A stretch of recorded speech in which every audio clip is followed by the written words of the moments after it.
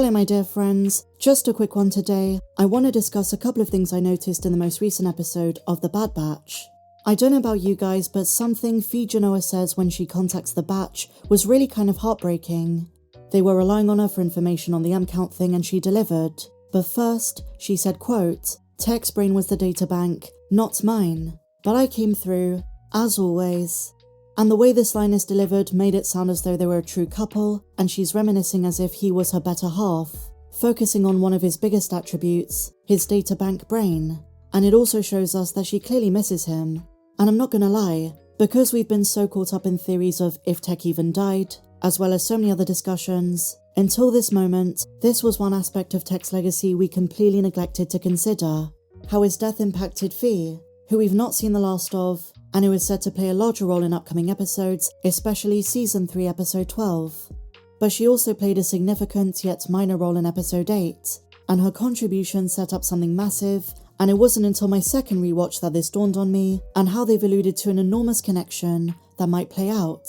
It originates, unsurprisingly, with Phee, who was the one that tells the Batch the Empire is sending out Class 1 bounty hunters to retrieve M-count targets. Hunter remembers Fennec, and though dangerous, along with Wrecker, they fulfill the mission to capture Sylar. Shand promises that she'll be in touch, and at the end she gets in contact with who we assume is Asajj Ventress, who has been going after M-count targets. But here's what dawned on me. Besides the fact she's probably going to track down the Bad Batch, her motives are not what we think.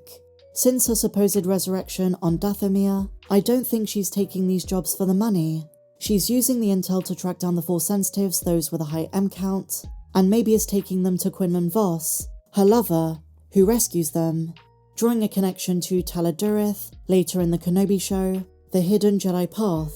And if so, she probably then makes excuses to the Empire for why she couldn't get the job done, and this is why I think near the end of the season the Empire is going to be after her as well. She's going to be on the hero's side. I predict she's going to help the invasion of Tantiss, the clone uprising, and if this is the case, it goes hand in hand with the notion that Season 3 is going to give her a proper redemption, helping to smuggle and save Force sensitives. But it also begs the question, how is she going to react to Omega? Omega, as far as we know, doesn't have the Force, but instead was created as a vessel to hold a high M-count with no degradation.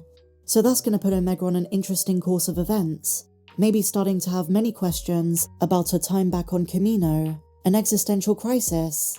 And if this is what Asajj is doing, maybe she has something to do with how Grogu ends up on Arvala 7, years after separating from Keller and Beck.